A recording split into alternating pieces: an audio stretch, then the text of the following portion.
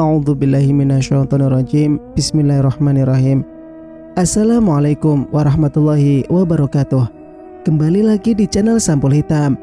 Untuk cerita kali ini, Mang Sukir masih melanjutkan cerita yang sebelumnya yang berjudul Pelakor Jadi Tumbal. Cerita ini ditulis oleh Disi Halimah. Bagi teman-teman yang ingin membacanya secara langsung, bisa langsung kunjungi link yang saya sudah siapkan ada di deskripsi. Dan tak perlu berlama-lama, bagaimanakah untuk kelanjutan cerita ini? Ini dia kisahnya. Selamat mendengarkan. Mas, kamu di dalam kamar mandi? Tanya Nisa dari luar kamar mengejutkan dirinya. Iya, aku di dalam, saut Bagas gagap. Pintu kamar mandi langsung terbuka lebar. Bagas yang tengah berdiri di depan kloset langsung tersentak. Hampir saja ia terjengkel karena terlalu terkejut. Jika tangannya tak segera meraih handle besi pada dinding samping kloset. Mas, kamu baik-baik saja? Mukamu kelihatannya pucat, tanya Nisa menatap wajah suaminya dalam. Tiba-tiba wanita itu mendekatkan tubuhnya pada wajah suaminya. Bagas refleks memundurkan tubuhnya. Air shower apa keringat, Mas? Nisa bertanya seraya mengusap kucuran air pada dahi suaminya. Badan kamu dingin banget sih. Mas sakit ya? Tanya Nisa dengan tatapan cemas. Tuh, wajah kamu juga pucat. Bagas panik dan salah tingkah. Bibirnya terasa terkunci hingga sulit untuk ia gerakan. Otak dan pikirannya memaksa keras agar ia bisa memberikan alasan pada wanita di hadapannya. Aku gak sakit. Hanya saja tadi sembelit aku paksain. Sampai keluar keringat dingin. Ucap Bagas sedikit gagap memberi alasan. Saat indera penglihatannya menatap kloset di hadapannya. Kemudian ia langsung mengukir senyuman lebar menutupi wajah rasa cemasnya. Untunglah Nisa langsung menghela napas lega yang diartikan Bagas jika istrinya percaya dengan jawabannya. Tentu saja, lantas membalas senyuman pada Bagas. Ya sudah, nanti aku buatkan jus biar sembelit kamu berkurang, saut Nisa menunjukkan wajah cemasnya. Ia lantas memberikan handuk dari tangannya. Nih, tadi aku masuk ke kamar mandi karena kamu selalu lupa bawa handuk. Oh iya, makasih sayang, saut Bagas lega. Setidaknya ia bisa tenang. Istrinya tak menaruh curiga padanya. Setelah Nisa keluar dari kamar mandi, lelaki itu langsung membilas tubuhnya cepat.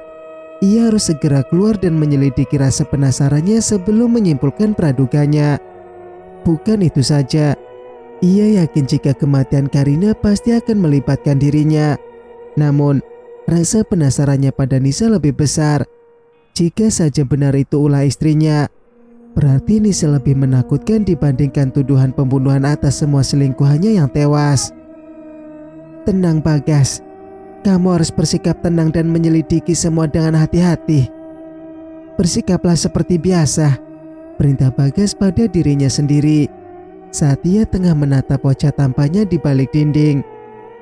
Bagas merapikan kemejanya sebentar sebelum ia keluar kamarnya. Namun, lelaki itu menoleh sebentar ke arah kabinet di bawah jendela, lalu membuka pintu kamarnya. Alia dan ibunya serta adiknya sudah menunggu di meja makan. Hampir saja Bagas melupakan ibu dan adiknya. Ia bisa membantunya untuk menyelidiki Nisa. Sebisa mungkin ia bersikap santai agar tak membuat Nisa curiga. Untunglah keberadaan ibunya yang pintar berpura-pura perhatian pada Nisa tak membuat suasana di meja makan canggung. Selesai menyantap nasi goreng buatan istrinya, Bagas langsung bergegas pamit lebih dahulu. Bukan tanpa alasan, ia ingat dengan gelang yang dibuangnya di tempat sampah. Mudah-mudahan saja gelangnya masih ada.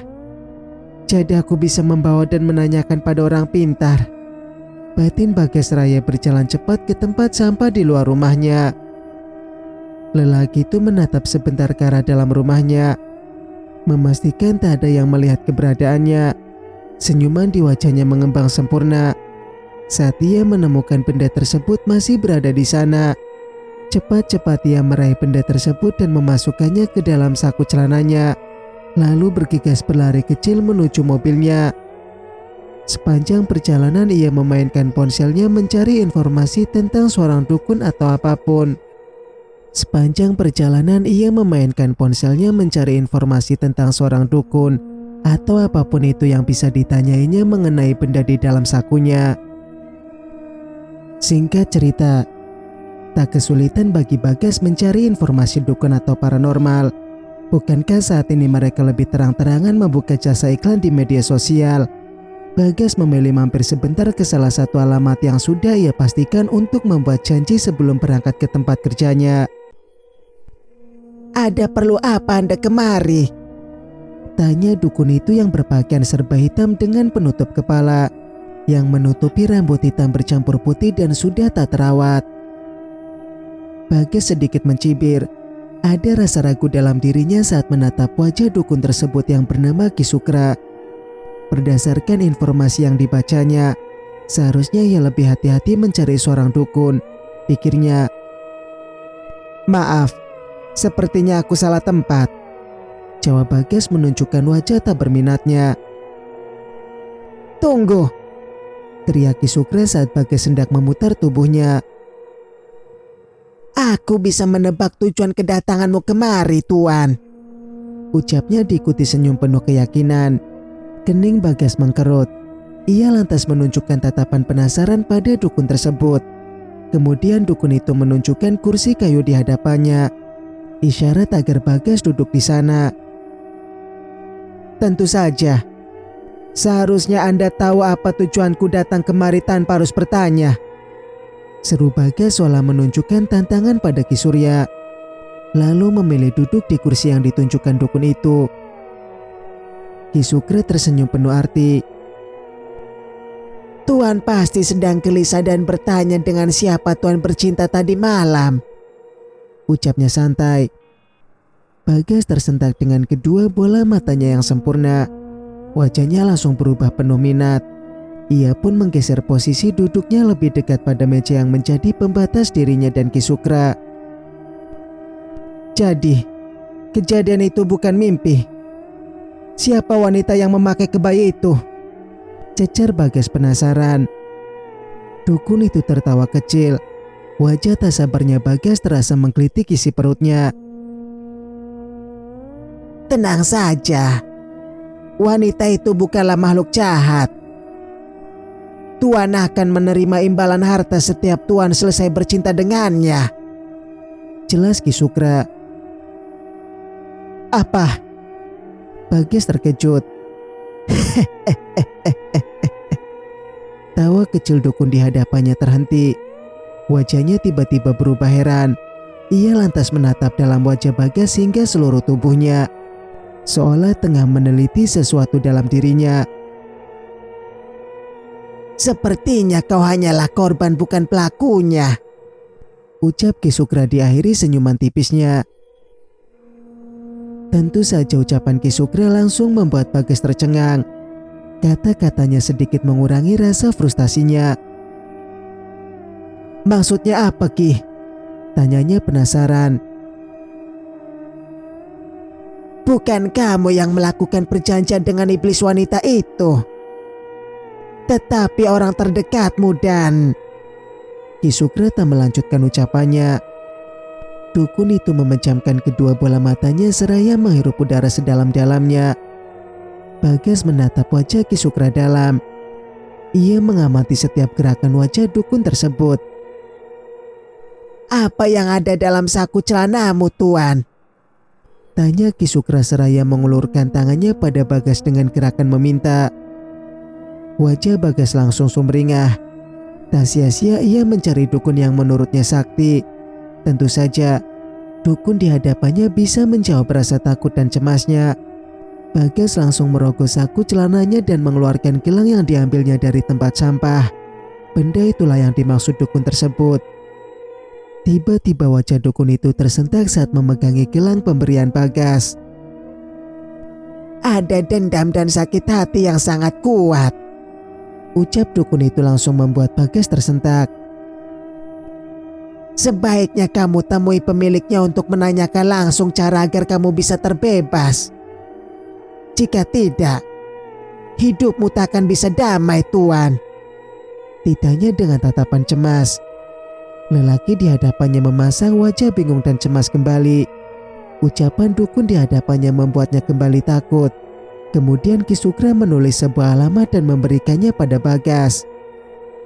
Di tempat lain, kamu yakin mau berhenti, Nisa? Tanya Marta dengan tatapan cemas.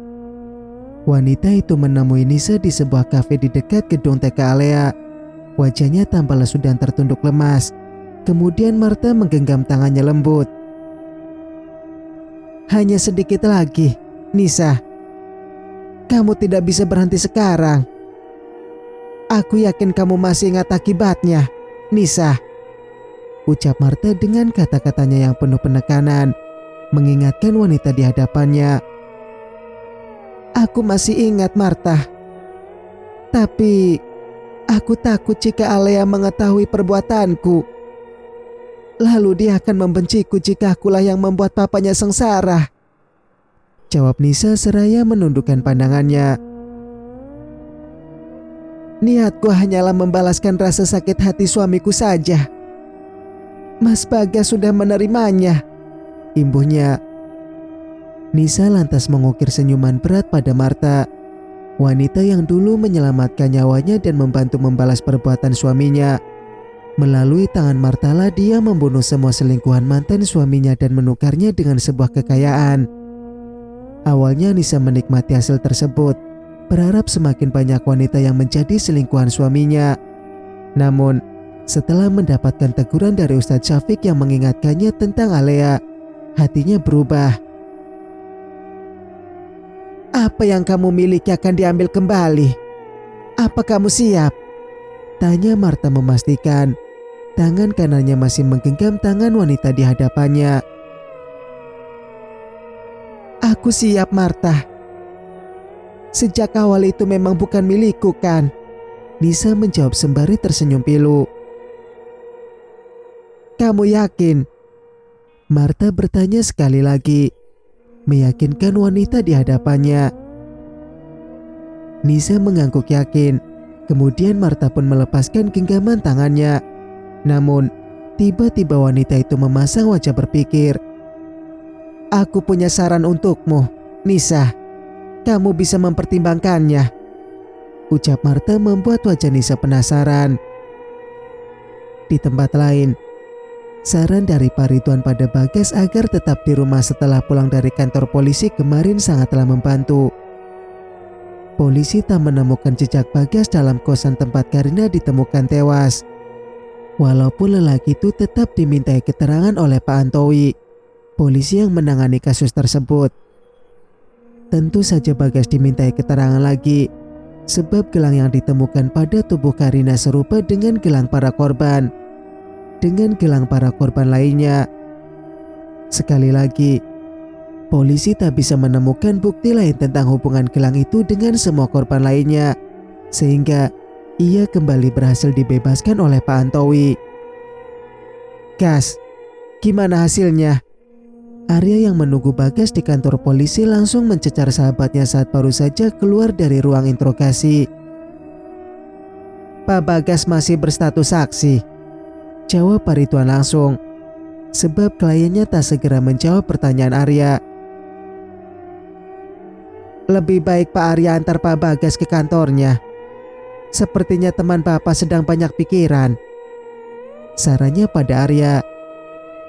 Tentu saja Arya setuju. Ia meminta kunci mobil sahabatnya agar ia sendirilah yang menyetir. Ucapan Pak Ridwan benar.